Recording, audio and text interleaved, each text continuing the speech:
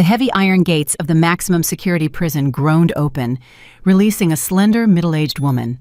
Imani Diallo stood on the threshold of a new life with a single burning desire to forget the 8 years of nightmares that had turned her from a happy wife into the presumed killer of her own husband. The September sun momentarily blinded her eyes, unaccustomed to the bright light.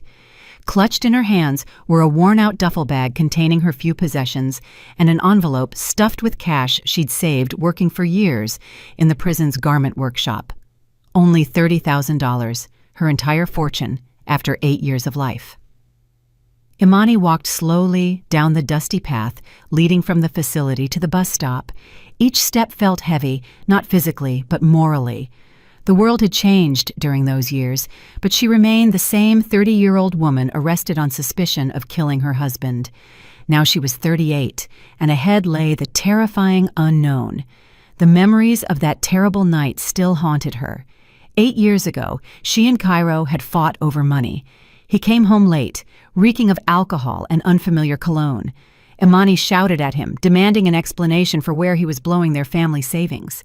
Cairo snapped back sharply. He started waving his hands, and after that, she only remembered a sharp pain in the back of her head and darkness. She woke up to the sound of ambulance and police sirens. Cairo lay on the floor in a pool of blood. Next to him was a bloody fireplace poker. Neighbors, hearing the screams and noise, had called emergency services. "You killed your husband in a state of diminished capacity," Detective Darius King declared the next day. The evidence was irrefutable. Her fingerprints on the poker, her husband's blood on her clothes, and neighbor testimonies about their domestic disputes.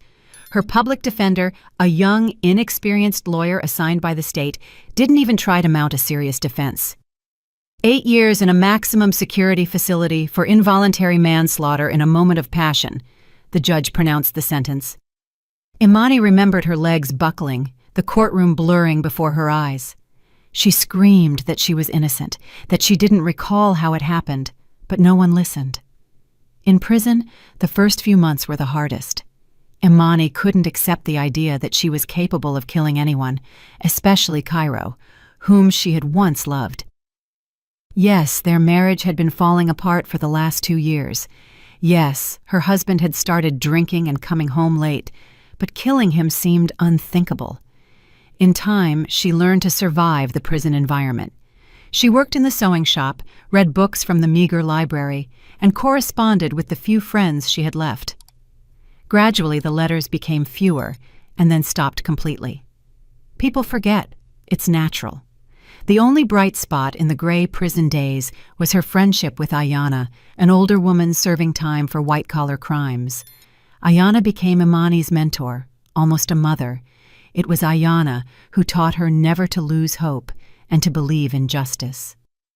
"Nita," Ayana would tell her, using her nickname, "the truth always rises to the top, like oil on water. You have to be ready for that moment." Ayana had been released on parole 3 years ago. As a farewell gift, she gave Imani a small medallion of St. Teresa and whispered, "When you get out, the first thing you must do is visit your husband's grave. Ask him for forgiveness, not for killing him, but for not being able to save him from the life he chose." Now, standing at the bus stop, waiting for a ride into the city, Imani gripped that same medallion tightly in her pocket. The bus arrived 30 minutes late. The driver, an older man with kind eyes, took pity on her when he learned where she was coming from. "It's all right now, dear," he said. "Your life is just starting. The main thing is not to let bitterness take root." The trip to the city took 2 hours. Imani watched the passing landscape through the window, thinking about how she now had no home, no job, and no family. The apartment she and Cairo had rented was lost immediately after her arrest. Her parents had passed away before her marriage. She had no other relatives. In the city, she went straight to a florist.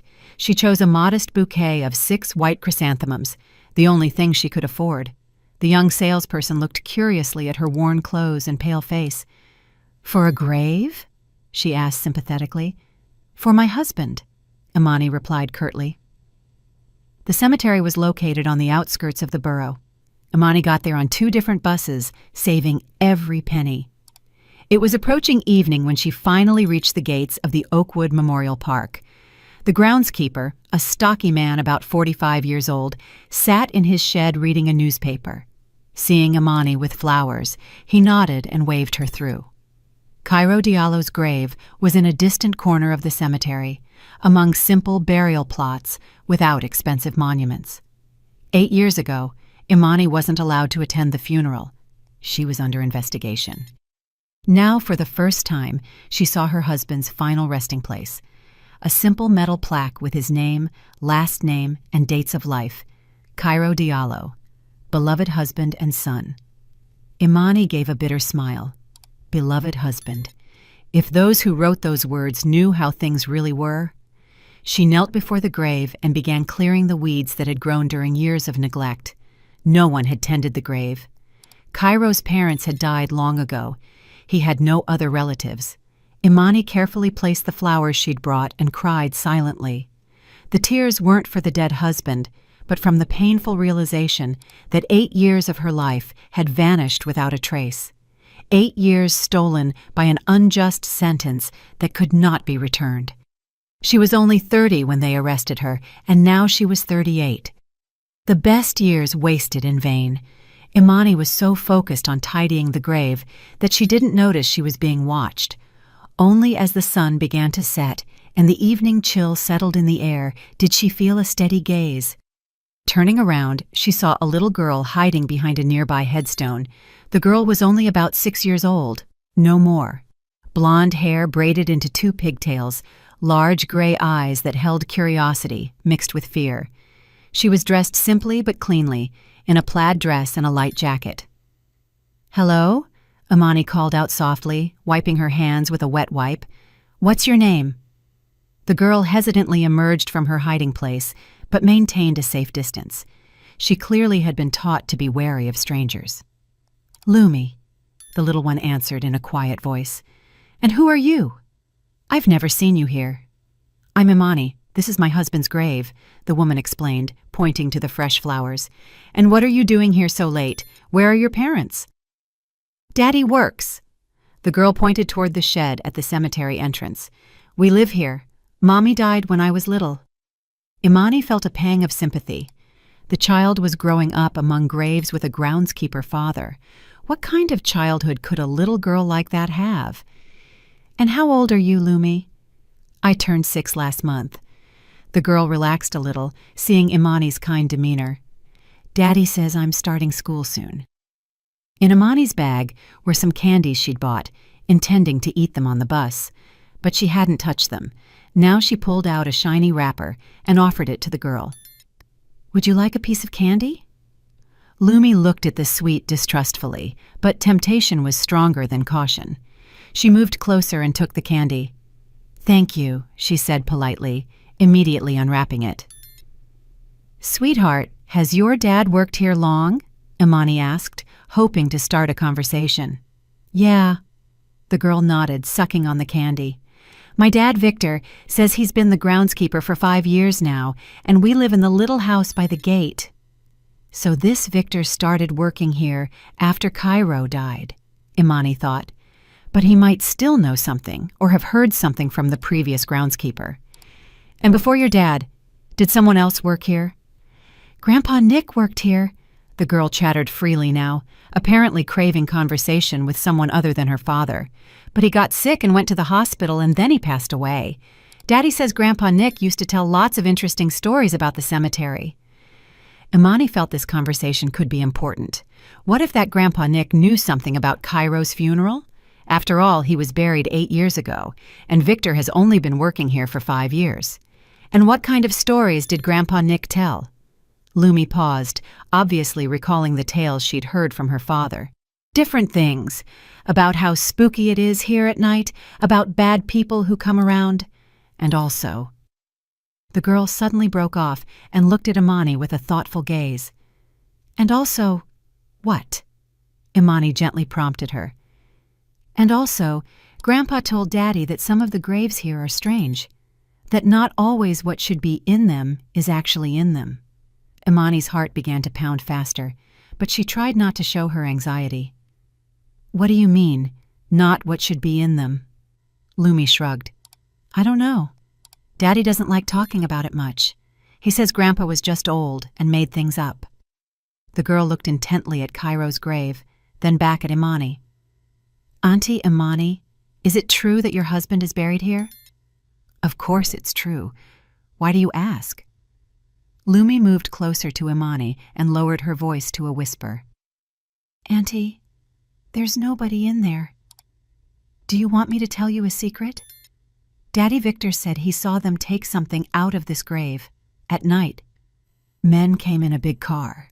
Imani's hands trembled. She struggled to remain calm. "When was that, sweetheart?"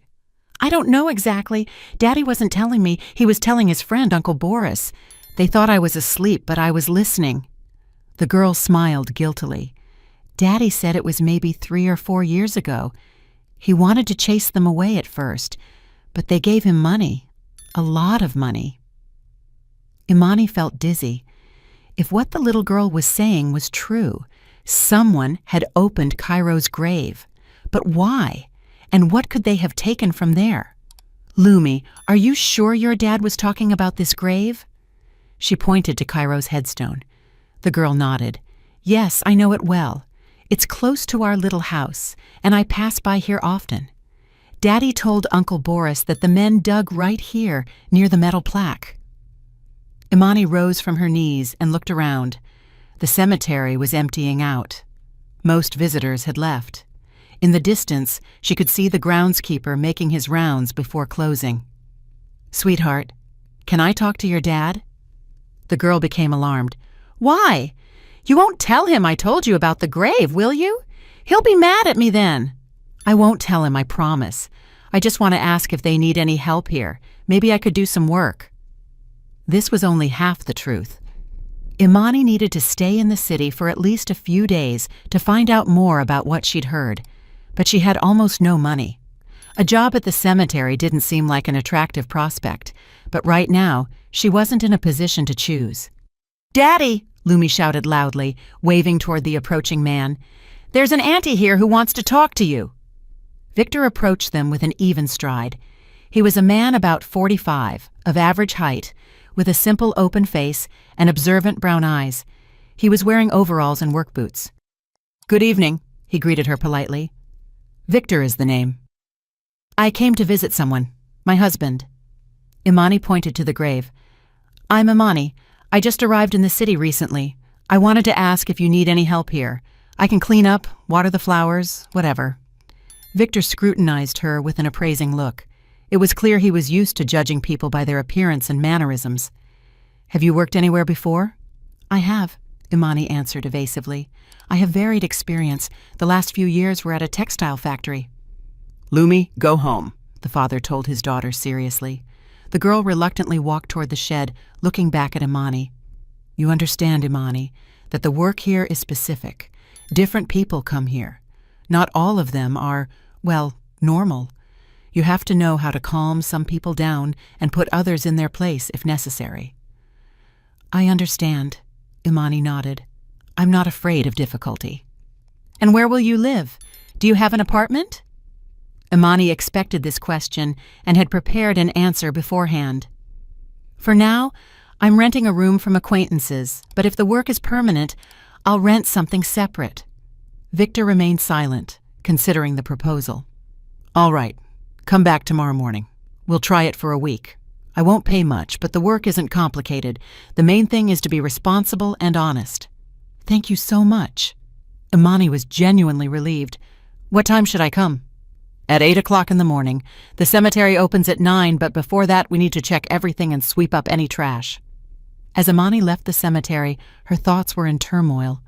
The little girl Lumi's story could be a child's fantasy, but something told her the girl was serious. Children her age rarely make up such details.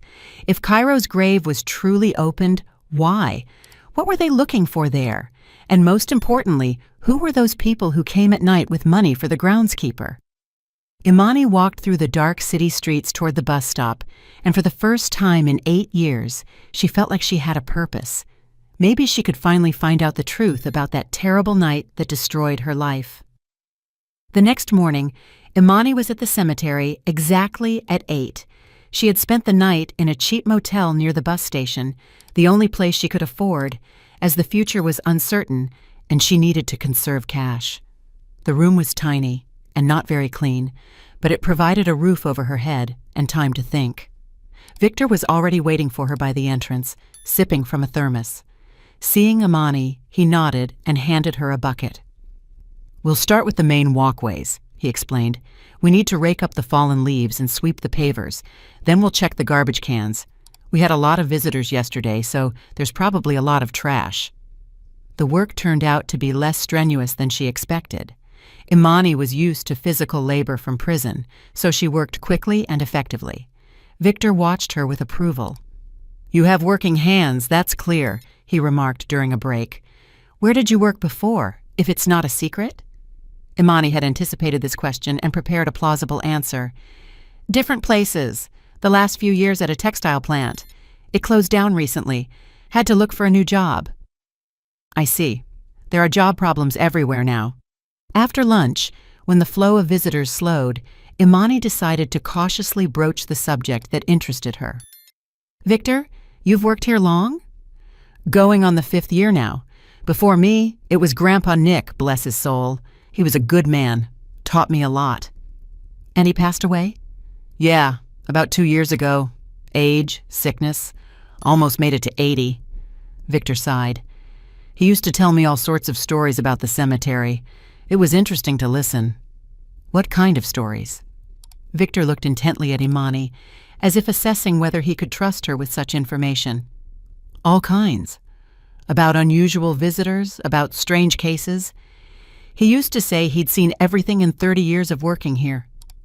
"And what do you mean, strange cases?" Imani tried to maintain a casual tone. Victor hesitated, clearly unsure whether to continue the topic. "Well, sometimes the relatives of the deceased acted suspiciously, or conversely, someone would take an interest in a grave of a person who wasn't their relative. Grandpa Nick was always observant. He remembered those things." "And what did he do in those cases?" "What could he do? Our job is to mind our own business. The main thing is order, and that the graves aren't damaged." Imani decided to take a risk and ask a more direct question. "Victor, has it ever happened that graves were opened, officially or unofficially?" The groundskeeper immediately tensed. He put down his broom and stared at Imani. "Why do you ask? What does that have to do with you?" "Just curious. I thought that only happened in movies." "All sorts of things happen," Victor replied vaguely. "Sometimes relatives decide to relocate the remains. Sometimes law enforcement requires an exhumation. But all that is official, with paperwork, and unofficially—" Victor was silent for a long time, clearly wrestling with himself. Finally, he sighed heavily. "Imani, you seem like a straight-up person. I'll tell you how it is. Yes, it has happened. Once, during my time here, some people came at night, offered me money, asked me not to interfere and not to tell anyone. And you accepted?" "What was I supposed to do? They offered me money that I don't make in half a year, and I have a daughter growing up. She'll be going to school soon, then college. It's tough raising her alone." Imani felt her breathing quicken. So Lumi wasn't making it up. "And what were they looking for in the grave?" "I don't know, and I didn't want to know. They asked me to leave for a few hours. I did. When I returned, everything was carefully reburied and tidied up. No traces left." "Do you remember which grave it was?" Victor tensed again. "Why are you so interested?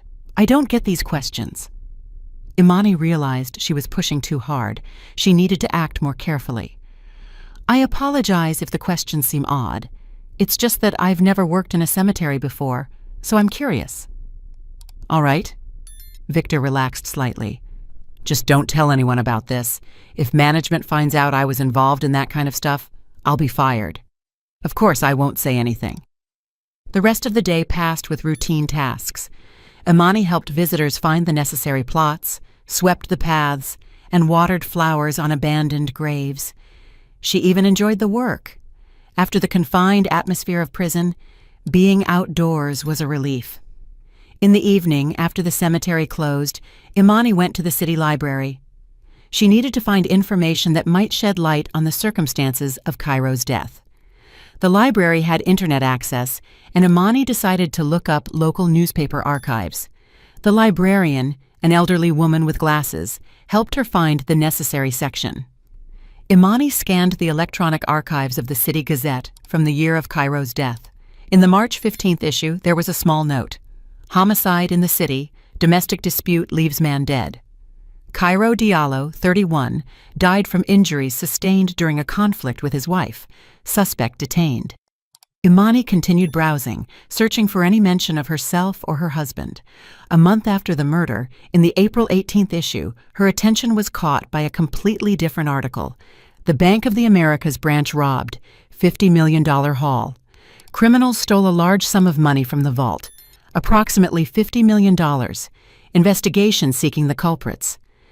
Imani reread the note several times. The Bank of the Americas was where Cairo worked. He had been the branch manager there for several years. Could this be a coincidence? She continued studying the archives. In subsequent newspaper issues, there were several more articles about the bank robbery. The investigation hit a dead end. The criminals left no clues and had worked professionally. Surveillance cameras were disconnected, and the alarm was blocked from the inside. This suggested the robbery was committed by someone who knew the bank's security system well. The April 25th issue featured an interview with the bank's CEO. "We didn't just lose money, we lost one of our best employees. Cairo Diallo was an experienced manager. His death was a hard blow to all of us. Perhaps if he had been alive, such a robbery wouldn't have occurred." Imani felt goosebumps rise on her skin. The connection between her husband's death and the bank robbery seemed more than suspicious. Cairo dies under mysterious circumstances, and a month later, the bank where he worked is robbed. This could not be a coincidence. She continued her search and found another curious detail. In the May 2nd issue, there was a small note stating that law enforcement was asking anyone with information about Cairo Diallo's business contacts to come forward. The message stated that the deceased might have possessed information that could aid in solving the robbery. Imani printed all the materials she found and put them in her bag. The library's operating hours were ending, but she had gotten what she was looking for. Now she had far more questions than answers. Returning to the motel, she pondered the information she'd obtained. If Cairo was somehow involved in the bank robbery, then his death might not have been accidental. But who and why would have killed him? And most importantly, if he's dead, who robbed the bank? In the motel room, Imani spread the printed sheets on the bed and tried to construct a logical chain of events. Cairo works at the bank, has access to security system information. He is killed in March. The bank is robbed in April. Several years later, someone opens his grave at night. Why? The only explanation she could come up with sounded unbelievable. What if Cairo wasn't dead? What if his death was a setup and someone else is lying in that grave? The idea seemed delusional to Imani, but the more she thought about it, the more logical it all became.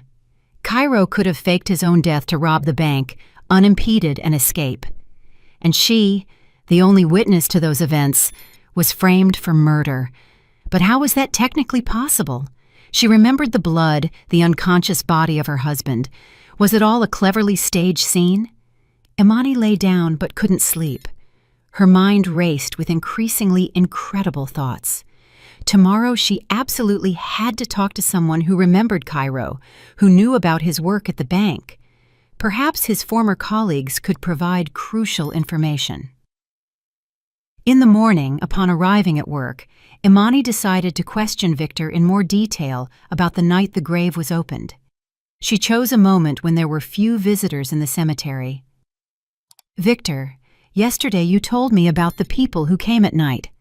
Did you see them? Do you remember what they looked like?" The groundskeeper became uneasy. "Why are you interested? Not every day you hear something like that." "I saw them. 2 middle-aged men, One tall, thin, in an expensive suit, the other stockier, in a leather jacket. They spoke politely, not like thugs. What did they drive? A black SUV. I didn't notice the license plate, didn't even try. And what did they tell you? Victor paused, recalling. The tall one said they needed to retrieve something from the grave, said it was a family matter, that the deceased was a relative. But I know all the plots here. That deceased man had no relatives. Which deceased man? Imani tried to speak as calmly as possible. The Diallo one, Cairo. I remember the last name because it's uncommon. He was a young man. Such a shame. Imani's heart started pounding so hard she feared Victor would hear it. Her suspicions were confirmed. Cairo's grave really had been opened. And what could they have been looking for there? I don't know. Maybe some valuables were buried with the deceased. That happens. People put gold, cash in the coffin, and then the relatives regret it and decide to retrieve it. But you said he had no relatives. He didn't. That's why the whole thing was strange. But they offered so much money that I decided not to get involved. Imani nodded, pretending the topic no longer interested her. But inside, everything was churning. Now she was almost certain that she had become the victim of a monstrous scheme. After work, she headed to the apartment she had shared with Cairo. They had rented the unit on Park Avenue in a 5-story brownstone.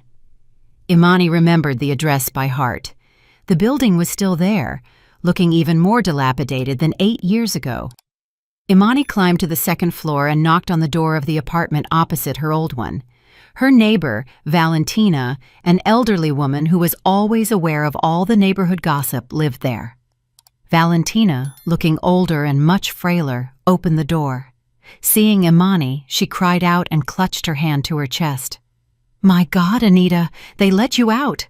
"Hello, Valentina? Yes, I'm out now." Come in, come in! Oh, what a joy to see you!" The old woman led Imani into the small but cozy kitchen and immediately put the kettle on. "Tell me, how are you? How's your health? Oh, how I worried about you all these years."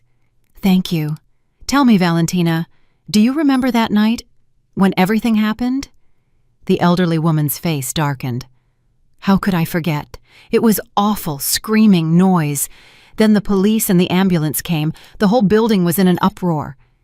And do you remember if anyone came to visit us that day before everything happened?" Valentina pondered. "Yes, I think someone came in the late afternoon. A man. I don't remember exactly what he looked like, but I remember he was wearing a suit, dressed nicely." "And what did he do?" "I don't know. He didn't stay long, maybe half an hour. Then he left." "How did he leave?" "In some dark car. I saw it from the window, but I couldn't make out the license plate." This information seemed very important to Imani. So, on the day of the murder, someone visited them, possibly the very person who helped Cairo fake his death. "Valentina, do you happen to remember Cairo's business partner? He used to visit us sometimes, Maxwell Theron." "Oh, yes, Maxwell. I remember him. A disagreeable man, always so serious. I didn't like him, and after they arrested you, did he ever come back around?" "No, I didn't see him again. And who would he come to see? The apartment was empty. The landlord later found other tenants." Saying goodbye to Valentina, Imani headed to the city center. She needed to find information about Maxwell Theron and find out where he was now. In the city archives, Imani managed to find some information about Maxwell Theron. According to the documents, he was an entrepreneur involved in real estate and owned several companies. After Cairo's death, he closed all his businesses and left the city. Imani found the address of his former office in an old phone book. The building was in the city's business district on the 3rd floor of an office complex. Imani decided to go there, hoping to find someone who remembered Theron. The office building looked quite respectable. On the 3rd floor, the space previously occupied by Theron's company now housed an advertising agency. Imani went in and approached the secretary. "Good morning. Do you happen to know where Maxwell Theron's company moved to? It used to be here." "Ah, Theron and Associates," the young woman asked. "They closed down a long time ago, 3 or 4 years ago. Why do you need them?" I have a small, outstanding debt. I'd like to settle it. Try asking the neighboring office. There's an accounting firm there. They've been here a long time. Maybe they know something. In the next office, Imani was met by the head accountant, Olivia, a woman about 50 with sharp gray eyes and a neat hairdo. "I remember Theron, of course," she said when Imani repeated her request. "He was an unpleasant person, and his company was suspicious."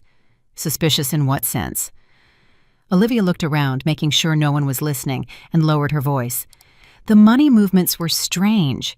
Sometimes suddenly a lot of cash, sometimes completely empty. And the clients were suspicious. I sometimes ran into them in the hallway, the kind of people you look away from quickly." "And do you happen to know where he is now?" "Theron left somewhere. They said he went abroad. And a good thing, in my opinion." "Why a good thing?" Olivia looked around again. "After that bank robbery, there was quite a fuss. The police checked all the businessmen who did business with that bank, and Theron was summoned too. And a month later, he vanished." "Did he work with the Bank of the Americas?" "Yes, they had a large loan there, and also conducted some transactions through that bank. I don't know exactly, but I overheard things." Imani felt the puzzle pieces beginning to click into place. Theron worked with the same bank as Cairo. The bank was robbed a month after Cairo's death, and Theron disappeared immediately after the police started their checks. "Olivia, do you happen to remember who else worked at Theron's company? Maybe some contacts remained." "There was a nice young female accountant working there. What was her name? Elena, I think. I don't recall the last name." "And where can I find her?" "I have no idea. After the company closed, everyone scattered." Imani thanked the woman and left the office. There was little information, but it was something. The connection between Theron and the bank was confirmed. Now she needed to find that accountant. Perhaps she had more details. Imani spent the next 2 days searching. She went through various organizations where a young Elena with an accounting background might work. The task wasn't easy. There were many companies in the city, and not all of them allowed her to review employee lists. Finally, at one of the auditing firms, the secretary said, "Elena Vasquez? She works here. What is this concerning?" "I'm a distant relative of hers. I'd like to meet with her." "She's not here right now. She's on an audit at a client company, but she'll be back tomorrow. Come after lunch." The next day, Imani arrived at the appointed time. Elena Vasquez turned out to be an attractive young woman of about 28 with long dark hair and large brown eyes. When Imani introduced herself and explained that she was looking for information about Maxwell Theron, the young woman's face changed. "And who are you? And why do you need information about Maxwell?" "It's a long story. Can we talk privately somewhere?" Elena hesitated, but curiosity won out. "All right. I have a lunch break in an hour. Let's meet at the cafe across the street." At the cafe, Imani decided to tell the truth. Partially, but the truth. "Elena, 8 years ago, I was convicted of my husband's murder. My husband's name was Cairo Diallo. He worked at the Bank of the Americas. I was recently released and started my own investigation. It turns out your former boss, Theron, is somehow involved in that story." The young woman went pale. You're that Imani Diallo they wrote about in the papers?" "Yes, I am, but I'm innocent and trying to prove it." Elena was silent for a long time, pondering what she'd heard. "I don't know if I should talk to you. This could be dangerous." "Dangerous in what way?" "Maxwell is not someone you want to be associated with. When I worked for him, I saw various suspicious things." "Such as?" Elena looked around, making sure no one was listening. "Large sums of cash passed through the company. I asked where such movements came from, and he said it was his personal business." "And what was that money?" "I don't know exactly, but I remember that in the last few months before the company closed, Maxwell was very nervous, constantly calling someone, going to meetings, and also," the young woman paused, as if hesitant to continue, "and also, he frequently mentioned your husband, Cairo Diallo. I remember the last name because it's uncommon. Maxwell was talking to someone on the phone, and several times I heard, 'Diallo agreed,' Diallo will fix it. Something like that. Imani gasped. This was shortly before Cairo's death? Yes, literally a few days before. And then Maxwell came to work gloomier than a storm cloud, said he had problems, that the company might have to close. And after Cairo's death, did his behavior change in any way? He became paranoid, constantly looking around. He was afraid of phone calls, and he also started destroying documents, entire boxes of them. What documents? I don't know. He wouldn't let anyone near them. But I saw fragments. There were some contracts, bank certificates. Elena, this is very important. Do you remember any details about Theron's relationship with the Bank of the Americas? The young woman became thoughtful. I remember he had a large loan there, $20 million if not more, and they were also discussing some investment projects. Maxwell often went to the bank for meetings. Who did he meet with? I don't know exactly, but he mentioned the manager's name several times. Cairo, I think? Imani felt everything click into place in her mind. Cairo and Theron were definitely working together on something, and that something led to the bank robbery and the staged murder. Elena, do you know where Theron disappeared to? Officially nowhere. He just closed the company and vanished. But I heard from an acquaintance that they saw him at the airport with a lot of luggage. That was immediately after the police started checking on the bank robbery. So he really did go abroad, Imani concluded. Most likely, forever. After the conversation with Elena, Imani no longer had any doubts. Theron and Cairo had planned the bank robbery, but something went wrong, and Cairo had to fake his own death, and Theron got his share and fled abroad. But one thing she still couldn't understand. Why was it necessary to open Cairo's grave? What could those people Victor saw have been looking for there? The answer to that question was probably in the grave itself, and Imani decided it was time to find out the whole truth. Imani spent the next few days thinking about how to get to the truth. The conversation with Elena provided a lot of information, but it didn't clarify the main point. If Cairo was alive, where could he be found? The only way to find out was to locate people who might have a connection to Theron. At the city hall, Imani found the address of Theron's old apartment. The house was in a prestigious district. The apartment was a 3-bedroom, high-end unit. Other people lived there now, but the neighbors might remember something. A woman in the next apartment turned out to be talkative and curious. Theron? Yes, I remember that disagreeable fellow, always so serious. He lived alone, rarely had guests, and then suddenly he disappeared, sold the apartment through real estate agents. He didn't even show up for the closing. Do you remember if he had any friends or acquaintances? Occasionally a tall, thin man would visit. They talked about serious things, sometimes raising their voices. What did this man look like? Normal, middle-aged, in business clothes, but I remember he had a mole on his cheek, very noticeable. Imani thanked the neighbor and left. A mole on his cheek. This detail could be useful when searching for witnesses. That evening, returning from her work at the cemetery, Imani found Victor in a strange state. He was clearly agitated and kept looking around. What happened, Victor? Some people came by today. They asked about you. Imani's heart skipped a beat. What people? 2 men. Said they were from management, checking on new hires, but something about them felt off. What exactly felt off? They asked strange questions. They weren't interested in the work, but where you live, who you talk to, what you talk about. And what did you tell them? What could I tell them? I said, you're a good, responsible worker. I don't know anything else about you. Victor, was one of those men tall, thin, with a mole on his cheek? The groundskeeper looked at her in surprise. How do you know? Yes, that's exactly what he looked like. And the second one, shorter, stockier. Where do you know them from? Imani understood that her searches had not gone unnoticed. Someone was watching her, and that someone was clearly connected to the story from 8 years ago. Victor, if those people show up again, tell me immediately, and be careful. What's going on, Imani? What trouble have you gotten yourself into? I'm trying to find the truth about my husband's death. Maybe someone doesn't like that. Maybe you shouldn't dig up the past. It's dangerous. Not necessary. I served 8 years for someone else's crime. I have the right to know the truth. The next day, Imani decided to proceed with more caution. She knew she was being watched and needed to be ready for any turn of events. In the morning, upon arriving at work, she found Lumi, Victor's daughter, crying near the shed.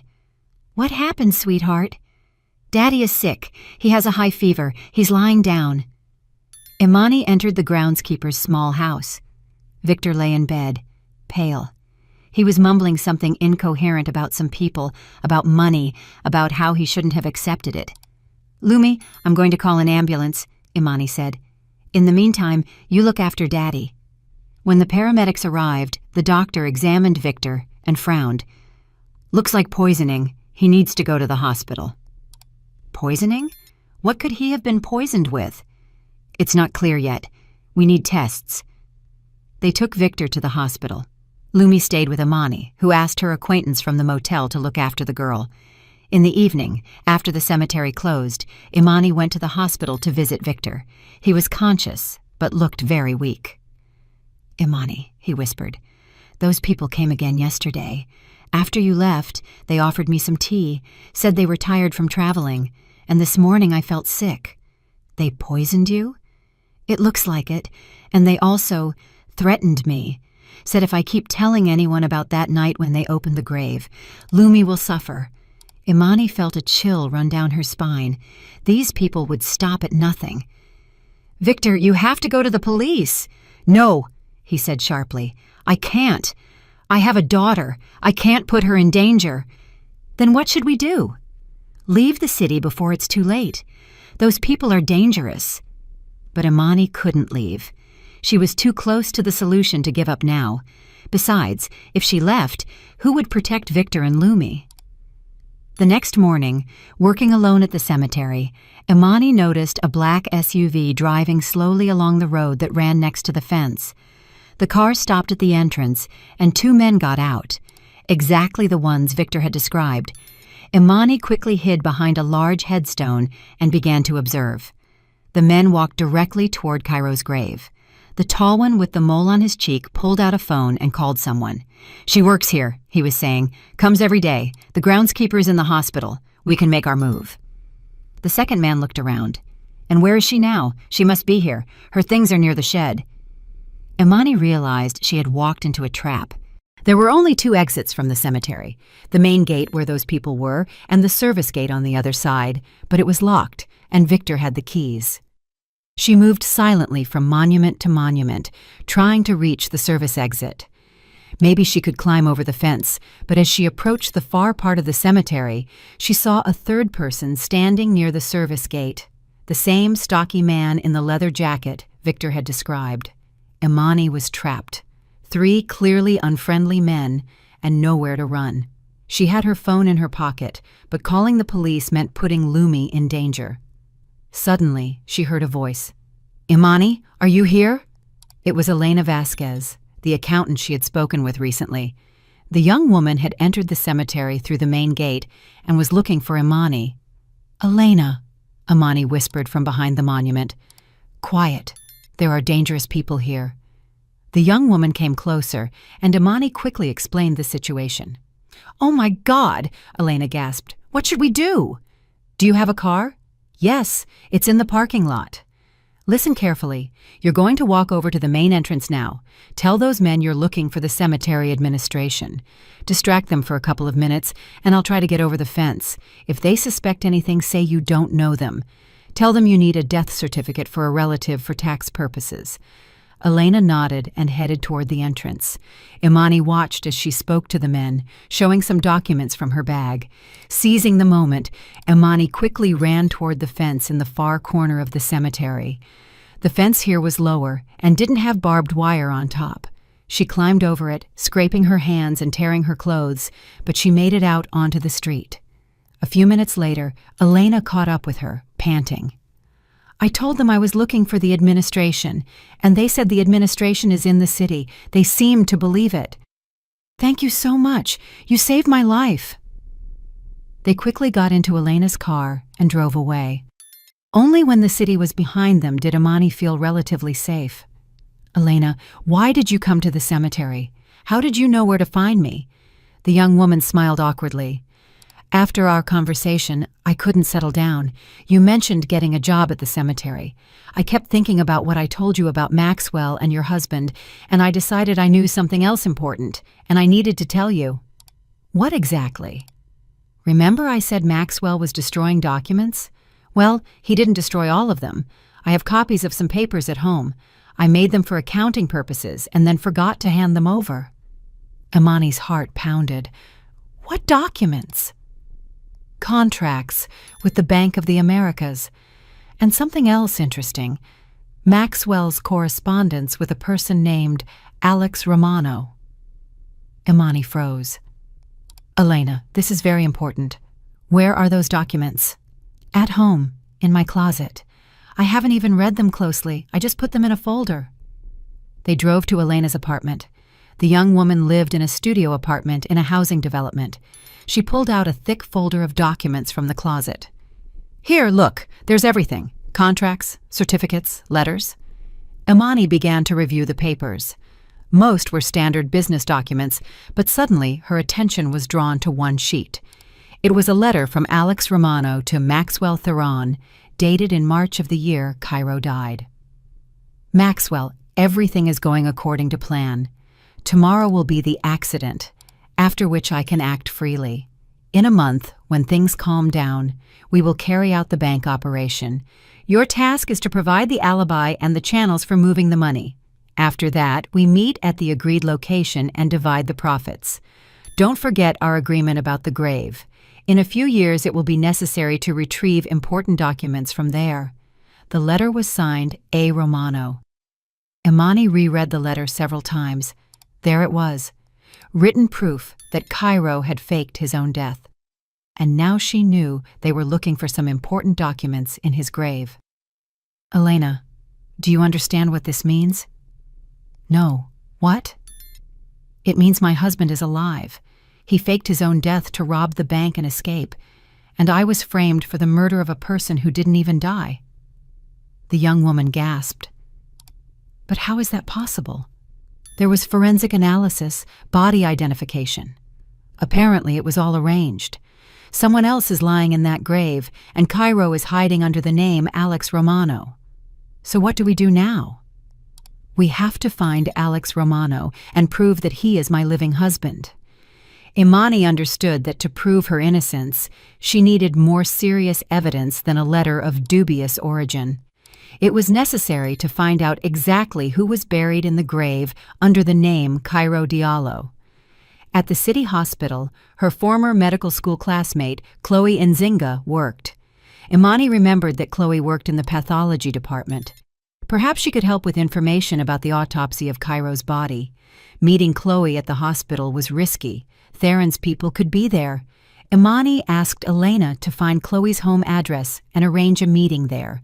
A day later, Elena reported that the meeting was scheduled for the evening. Chloe lived in a private home on the city's outskirts with her husband and 2 children. Seeing Imani, Chloe couldn't hide her surprise. "Imani, my God, they released you! How are you? How's your health?" "I'm fine, Chloe, but I need your help. It's about my case." "Come in. Tell me about it over some tea." In the cozy kitchen, after the children were in bed and her husband had gone to the garage, Imani told Chloe about her suspicions. "You seriously think Cairo faked his death?" Chloe asked incredulously. "More than seriously, and I have written proof. But I need to know who was buried under my husband's name." "Imani, that was 8 years ago. Do you think I remember every autopsy?" "Chloe, you know it was a high-profile case, murder, trial. You don't forget that." Chloe became thoughtful. "You know, I do remember that case because it was strange. The body came in bad condition, severe head trauma, and also what? The identification wasn't done by a relative. A man came, said he was the deceased's business partner. His last name was, what was it? Theron?" "Yes, Theron. And why didn't the relatives identify him?" "He said the deceased had no parents. The wife was under investigation. His paperwork was in order. He had authorization from the detective." Chloe, do you remember anything specific about that body? Any marks, scars, moles? Chloe recalled with effort. Yes, there was one detail. The deceased had a tattoo on his chest. Small but noticeable. An anchor with the inscription, Seawolf. Imani felt a chill in her chest. Chloe, are you sure? Of course I'm sure. I record all tattoos in the protocol. It's an important distinguishing mark. My husband never had tattoos. He hated them. Chloe looked at her friend in confusion. But how? If it's not your husband, then who is it? That's what I need to find out. Chloe, are the autopsy records still kept? They should be in the archives, but I can't just walk in there. You need official authorization. And unofficially? Chloe hesitated. Imani, it's too risky. If they find out I showed archived documents to outsiders. Please, I spent 8 years in prison for a crime I didn't commit. Help me find the truth. All right, I have the night shift tomorrow. Around 2 in the morning, no one will be around. You can come, but only for half an hour, no more. The next day, Imani spent the day in tense anticipation. She could no longer work at the cemetery. It was too dangerous. Instead, she and Elena studied the found documents, trying to find more clues. The letter from Alex Romano mentioned a meeting place. Where could that be? And what documents did he hide in the grave? At 2 in the morning, Imani approached the service entrance of the hospital. Chloe was waiting for her in the hallway of the pathology department. Quickly, while the guard is in the other wing, she whispered. In the archive, Chloe quickly found the necessary folder. Here, Case 127, Diallo, Cairo. Imani opened the folder with trembling hands. It contained photographs of the body, the autopsy protocol, and the death certificate. The photographs weren't of great quality, but the tattoo on the chest was clearly visible. An anchor with the inscription Seawolf, exactly as Chloe described. This is definitely not my husband, Imani said. Then who is it? Imani carefully studied the protocol. Deceased's age, approximately 30 to 35. Height, 5 feet 9 inches. Build, average. Distinguishing marks. Tattoo on the chest. A scar on the left arm, 3 centimeters long. Chloe, where could this person have come from? Where could Theron have found a body that matched the age and build? I don't know. Maybe a transient or someone who died of an overdose. And how can we find out this person's identity? Only through fingerprints or DNA. But fingerprints were only taken from criminals, and the DNA database didn't exist yet back then. Suddenly, Imani noticed a small note in the corner of the protocol, sent from Municipal Morgue 2, cause of death, overdose of prohibited substances, identity not established. Chloe, look, this person came from another morgue as an unrecognized identity. Yes, that happens. If a person dies on the street and has no documents, they send them to the morgue as unknown. After some time, they are buried at public expense and records are kept. Surely Morgue 2 must have an admission log. You could contact colleagues there. Chloe considered it. I could try. My former colleague Irina works there, but it's also a risk. Please try. It's very important. The next day, Chloe called Imani. Irina agreed to help. She found an entry in the log. Unknown male brought to the morgue on March 10th. Found near the train station. Cause of death, overdose of prohibited substances. Approximate age 30. Tattoo on the chest, an anchor. And did anyone try to identify him? No. Irina says there are many cases like that. Such people die and their relatives either don't know or don't want to get involved. Chloe, this person could have been from another city. It's very possible. From the tattoo, you could assume he had some connection to the Navy or just liked the maritime theme. Imani thanked her friend and began to process the information. Theron and Cairo found the body of an unknown man that matched the age and build. Cairo faked his own death, brought in the stranger's body, and she was framed for murder. But one thing she still didn't understand. How was the setup technically carried out? After all, she remembered the blood. She remembered Cairo lying on the floor unconscious. Perhaps he really was wounded, but not mortally. And then, while Imani was unconscious, they replaced his body with the stranger's corpse. There had been enough time for that. The ambulance and police only arrived an hour after the neighbors heard the screaming. Now she had solid evidence that Cairo was alive. But where to look for him, and how to officially prove her innocence? Imani realized she couldn't handle this alone. She needed help from professionals, investigators, experts. But first, she needed to find Cairo himself, alive and well, hiding under a false name. After the discoveries in the hospital archives, Imani realized she needed help finding Cairo. Independently finding a person hiding under a false name in another country was impossible. Elena had an acquaintance, the private detective Naomi Ruiz, who specialized in locating people. Naomi agreed to help, but warned that her services weren't cheap. "I have connections in different departments," Naomi explained. "I can check databases, passport offices, customs services, but I have to be paid for the information."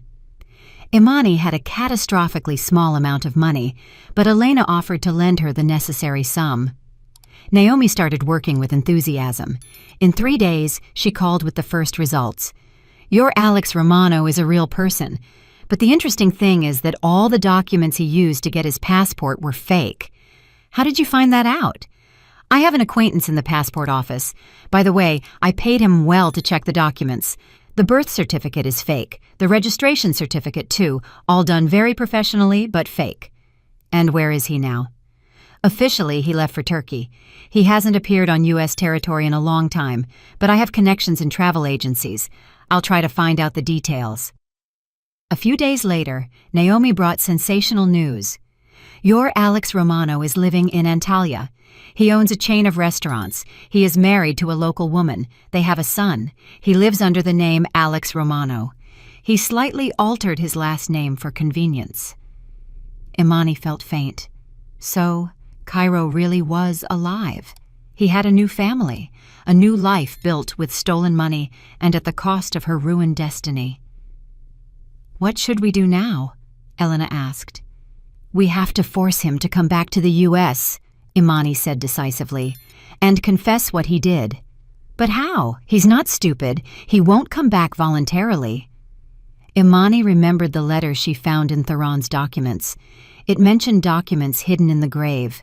Perhaps those documents held great value for Cairo. "Naomi, can we contact Alex Romano? By phone, for example?" "We can. I have the number for his restaurant. Why?" "I want to offer him a deal." The next day, Imani dialed the international number. A male voice with a distinctive accent answered. "Hello, Russian Courtyard Restaurant. May I speak to Alex Romano, please?" "One moment." After a short while, a familiar voice came on the phone. "I'm listening." "Hello, Cairo." A long pause. Then, "Who is this?" "Your wife, the one who served 8 years for your murder."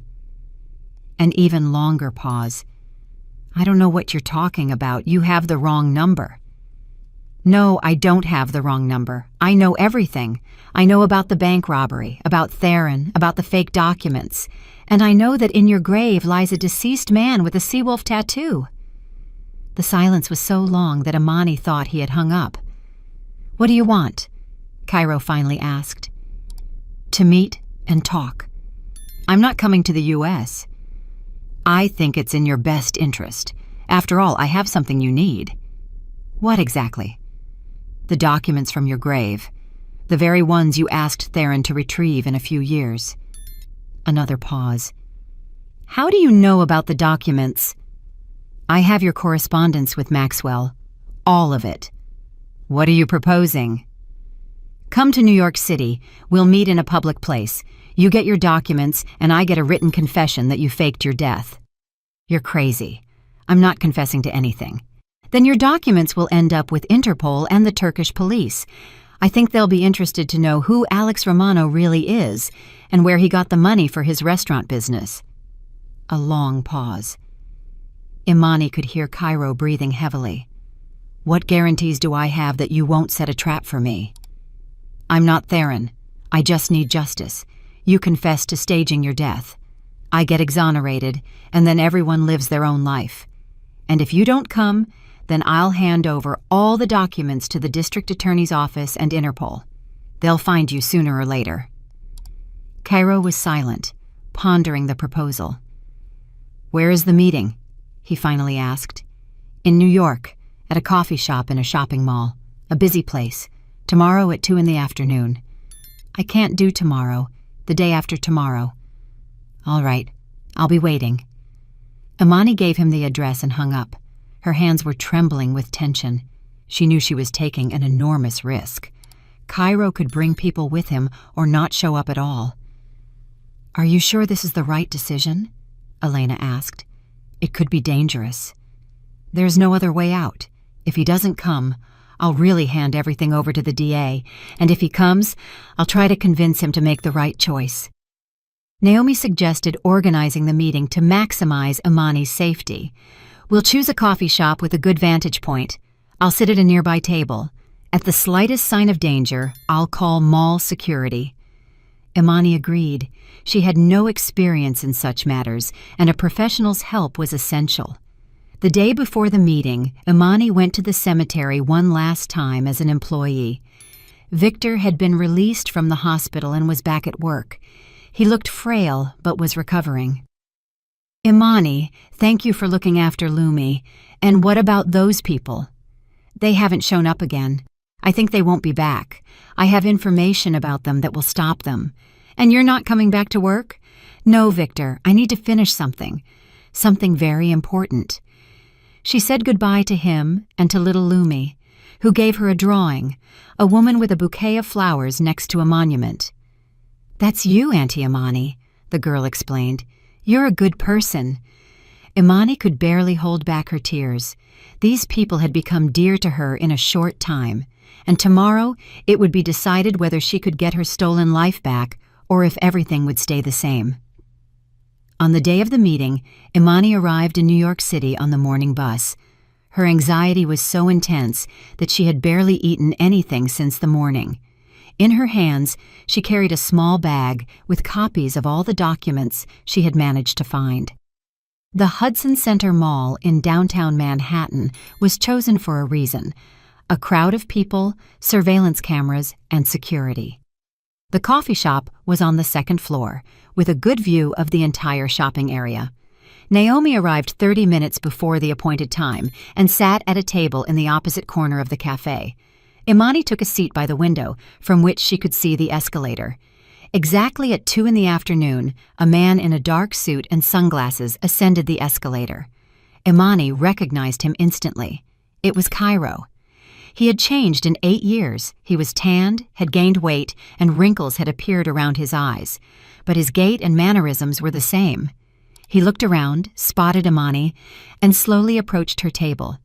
He sat down opposite her without removing his sunglasses. "Hello, Imani." "Hello, Cairo." They looked at each other for a few seconds. Imani tried to understand what she felt toward this person who was once her husband. Anger, hatred, pain, mostly just emptiness.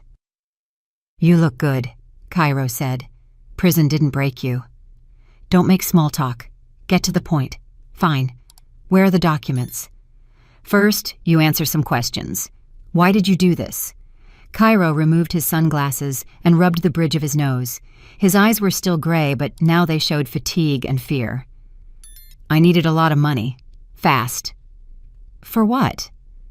"I had debts. Huge debts." "What kind of debts?" Cairo hesitated.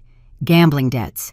I lost a large sum to the wrong people. They said, either you pay back $1.5 million by the end of the month, or..." "Or what? They were going to kill you for your debts?" Imani stared at him, stunned. "So you faked your death to save my life?" "Partially, yes. If I had just disappeared, they would have come after you. If I died, what was the point of taking revenge on the widow?"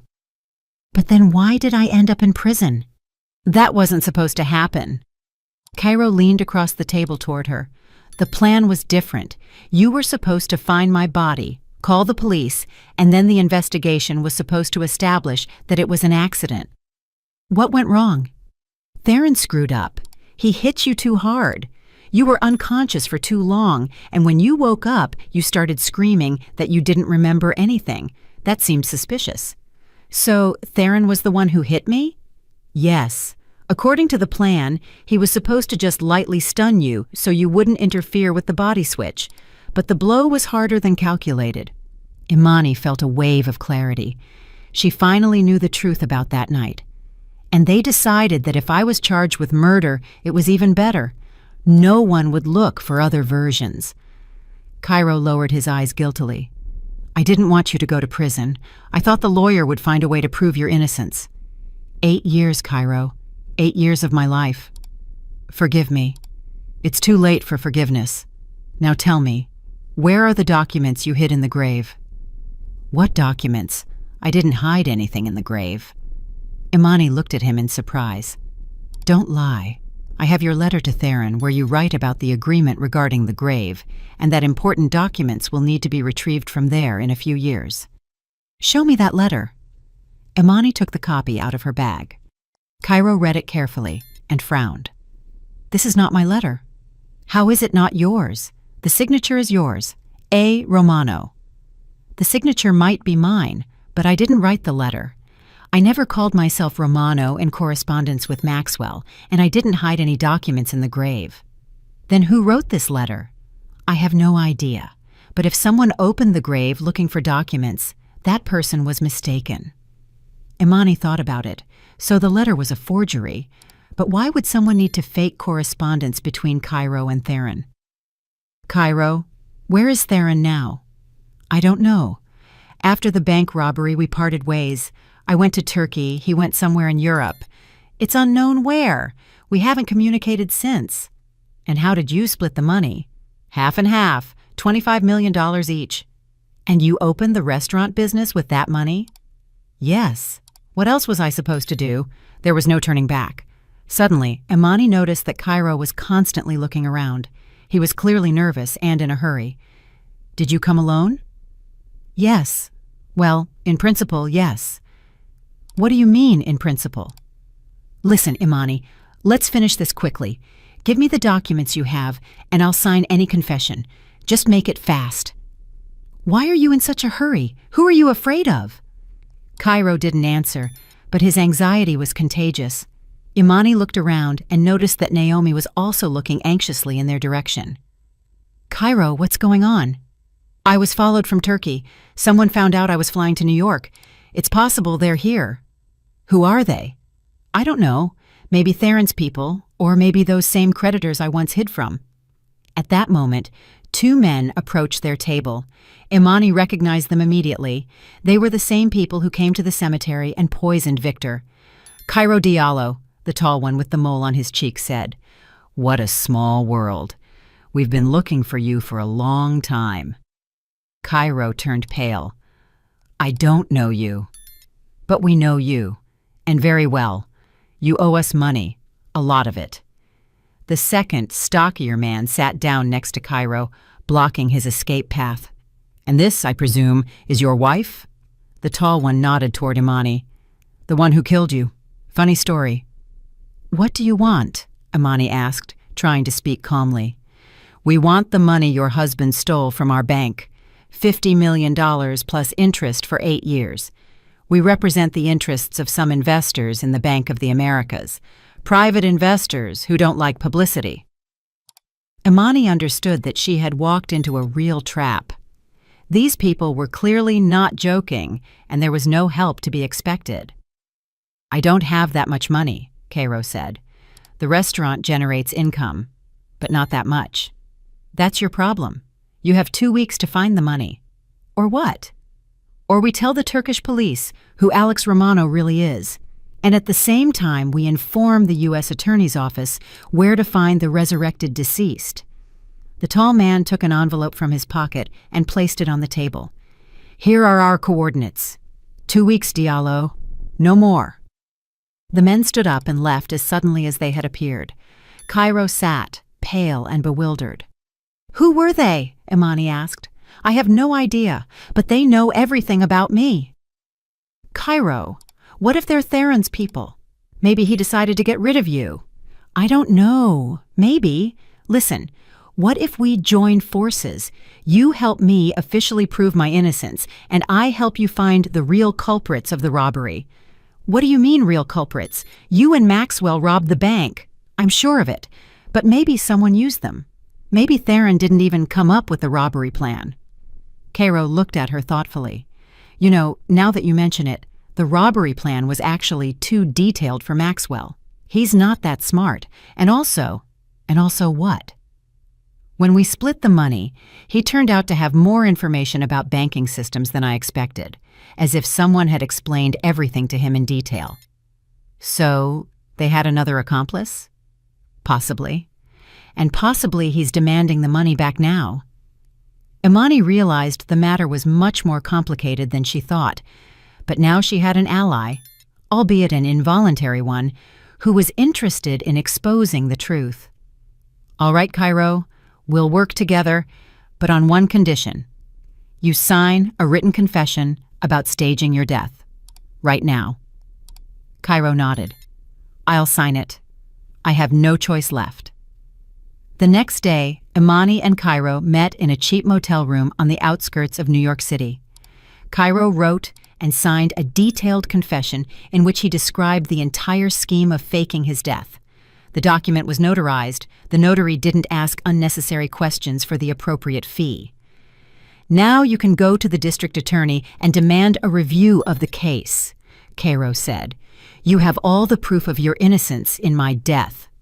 Not so fast. First, we need to find out who is behind those threats. Otherwise, they'll kill you, and I'll be without a witness again. They began to analyze all the available information. Naomi, the private detective, agreed to help them for an additional fee. Judging by the behavior of those people, they are professionals, she said. They work for large organizations that have access to databases and connections in various departments. What if they are employees of the same bank? Imani suggested. Maybe someone from management organized the robbery, using Cairo and Theron as executors. Possibly. We need to look into who worked at the bank at that time, who had access to the security systems. Detective Naomi spent several days gathering information.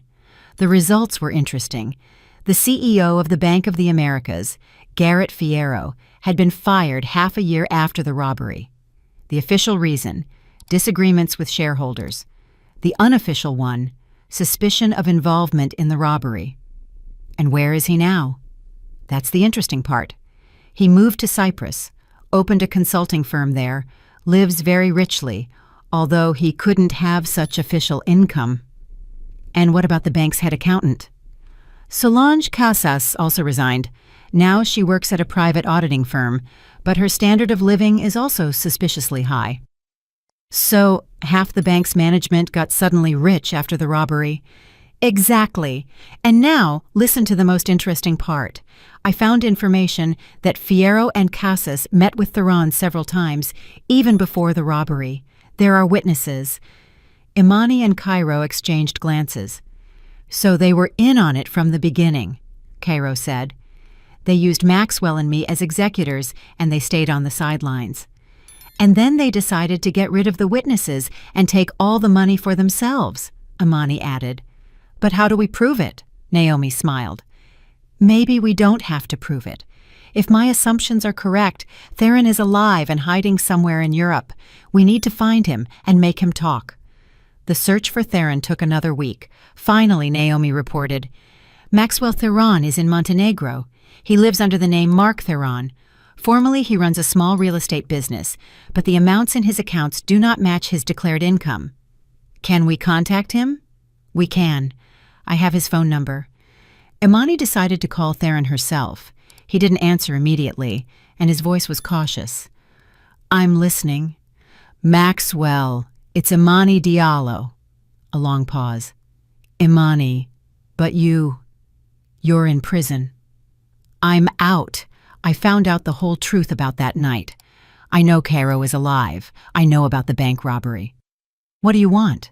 To meet and talk. We have common enemies. What enemies? The ones who forced you to rob the bank, Fierro and Casas. Another pause. How do you know those names? I guessed. Maxwell. They are using the same people against Cairo who poisoned the groundskeeper at the cemetery. I think they're after you too. You know too much." Theron was silent, processing what he'd heard. "What do you propose?" "We unite. We tell the truth and turn in the real organizers of the robbery." "I can't come back to the U.S. They'll arrest me. And if you don't come back, they'll kill you. Choose." "I need time to think." "There's no time. Cairo was given 2 weeks to find the money. Half the deadline is already over." "All right, we'll meet in a neutral place, in Belgrade, the day after tomorrow night." Imani accepted. She didn't have an international passport, but Naomi promised to solve that problem in a day. 2 days later, the three of them, Imani, Cairo, and Naomi, were sitting in a Belgrade hotel restaurant waiting for Theron. He arrived an hour late, looking nervous and constantly looking around. "Maxwell," Imani greeted him. "Thanks for coming." "I don't know if I'm doing the right thing," he said, sitting down at the table. "If they find out I met with you—" "Who are they? Fierro and Casas?" "Yes, they have people everywhere. They know everything that happens." "Maxwell, tell us everything from the beginning," Cairo asked. "Who really organized the robbery?" Theron was silent for a long time, wrestling with himself. Finally, he spoke. "It was their idea from the beginning. Fierro approached me in early 2016. He said the bank was in a difficult situation. Shareholders were demanding results, and there was nothing to show." "And what did he propose?" "To stage a robbery. To take money from accounts that were officially listed as stolen, but actually to divide it among the participants of the operation." "And where did Cairo come in?" "Fierro said they needed a manager who would help from the inside. Cairo was suitable. He had debts. He could be blackmailed." "What debts?" "He was taking out loans at other banks against fake income certificates. If that came out, he would have gone to jail for fraud." Imani looked at Cairo. He lowered his eyes guiltily. "And why was it necessary to stage your death?" Imani asked her husband. "That was also Fierro's idea," Theron answered.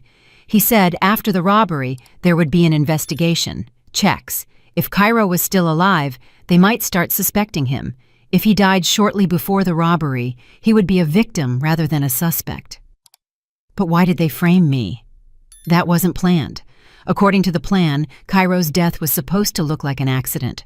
But when you were arrested, Fierro said it was even better. Fewer questions would be asked." Imani felt a wave of rage surge within her. These people not only stole millions, but they calmly watched an innocent woman go to prison. "And what happened after the robbery?" "We split the money as agreed, but half a year later Fierro demanded more, said he had to be paid extra for silence. I refused. Then he threatened to turn me over to the authorities." "And what did you do?" "I left for Montenegro. I thought it would be safer there, but they found me there too. They are demanding that I hand over everything I have." "Maxwell," Naomi said, "do you have documents that confirm Fierro and Casas's connection to the robbery?" "I do. I kept them as insurance. Recordings of phone conversations, email correspondence, bank documents." "Then we have a chance," Imani said decisively. "We collect all the evidence and go to the DA simultaneously in the U.S. and in Montenegro." "And if they find us first?" "They won't find us. I have connections in law enforcement," Naomi assured them. "We can arrange witness protection." Theron agreed. He had no choice. Either turn in the organizers of the crime or hide from their revenge for the rest of his life. A week later, Imani was sitting in the office of the district attorney's investigator in New York City, giving a statement. Next to her was the state-provided lawyer, this time an experienced and principled person. "Imani," the investigator said, studying the documents, "the materials you provided are more than convincing. Your case will be reviewed as quickly as possible." "And what about the real criminals?" Fierro and Casas have already been placed on an international wanted list. Their assets have been frozen. I think they will soon be extradited to the U.S. And Cairo and Theron have agreed to cooperate with the investigation. Considering that they came forward voluntarily and helped uncover a larger crime, their sentences will be mitigated. A month later, the court officially recognized Imani as innocent of her husband's murder. The case was closed for lack of evidence of a crime. Furthermore, the court recognized her right to compensation for wrongful conviction. The compensation amount was $8 million, $1 million for each year of illegal imprisonment. It was a huge amount of money for Imani, but it couldn't bring back the stolen years of her life. Fierro and Casas were arrested in Cyprus and extradited to the U.S. The investigation established that they not only organized the Bank of the Americas robbery, but were also involved in several other large heists. They were sentenced to long prison terms. Cairo received a 3-year suspended sentence for participation in fraud.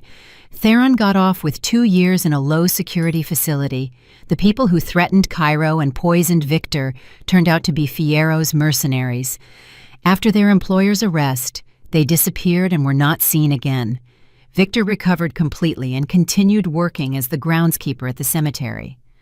When Imani came to say goodbye to him before leaving the city, he said, "Imani, thank you for not giving up.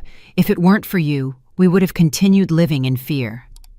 "Thank you, Victor and Lumi. If it weren't for your daughter, I would never have found out the truth." Little Lumi gave Imani a new drawing.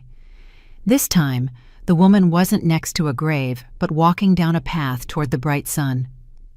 "That's you going toward your new life, Auntie Imani," the girl explained. Imani bought Victor and Lumi a studio apartment near the cemetery and bought the girl everything she needed for school. They had become her true family, people who believed in her innocence and helped her achieve justice. Imani transferred part of her compensation to the Legal Aid Center for the Wrongfully Convicted, where she also began working as a specialist. She understood that there were many people in the country who, like her, had become victims of judicial errors or criminals. "Everyone has the right to justice," she told journalists, "and everyone has the right to a second chance." Cairo returned to Turkey with his new family. Before leaving, he met with Imani one last time. "Forgive me for everything that happened," he said. "I know words can't fix what you went through. I forgive you, Cairo, not for what you did, but for helping to make things right. What will you do next? Live, truly live, not just exist." They parted without regrets. The love that once united them had long since died, but in its place came mutual understanding and forgiveness. Imani moved to Manhattan and fully dedicated herself to working at the Legal Aid Center. She found new friends, new interests, and a new sense of purpose. The 8 stolen years couldn't be brought back, but she could make sure they weren't wasted in vain. Elena Vasquez became her closest friend and assistant at the center. Naomi joined their team as a private detective specializing in finding evidence of innocence. In Imani's first year of work, the Last Truth Center helped secure the exoneration of 17 wrongfully convicted people. Every new victory over injustice brought Imani more joy than all the money in the world. One October day, exactly 1 year after her release, Imani went back to the city cemetery, but this time, not to Cairo's grave. The unknown man who finally found peace and his name, Dwayne Morales, now lay there. It was established through his tattoo that he had served in the Navy and had disappeared without a trace several years earlier. His mother, whom they found through military records, was finally able to say goodbye to her son. Imani went to Ayyana's grave, the same older woman who supported her in prison, and said that the truth inevitably rises to the top, like oil on water. "Thank you, Ayyana," she said softly, placing flowers on the modest marker. "You were right. The truth really did surface." Next to the grave stood a middle-aged man in a sharp suit. Seeing Imani, he approached her. "Excuse me, are you Imani Diallo?" "Yes, I am. And who are you?" "Marcus King. My wife is serving time for a murder she didn't commit. I heard about your center and would like to ask for help." Imani looked closely at the man. In his eyes, she saw the same pain and despair that once tormented her. "Tell me about your wife's case. It's a long story." "I have time," Imani smiled. "All the time in the world." They walked toward the cemetery exit, discussing the new case. A simple but reliable car was waiting for them behind the fence. On the back seat lay a folder with documents from another case of judicial error. Imani got behind the wheel and looked in the rearview mirror at the receding cemetery. 8 years ago, she had left this place as a broken woman, accused of murder. Today, she was leaving as a person who had found her calling and was ready to help others in the search for justice. The car pulled away, heading toward a new life, new cases, and victories over injustice. And in Imani's pocket still lay the small medallion of Saint Teresa, a reminder that the truth triumphs sooner or later, no matter how deep they try to bury it. Imani Diallo's story ended, but the story of the Last Truth Center was just beginning. And somewhere in the U.S., innocent people were behind bars who still didn't know that hope existed, the hope that the truth will rise to the surface like oil on water. Because justice is not a luxury but a necessity, and every person has a right to it, regardless of the circumstances.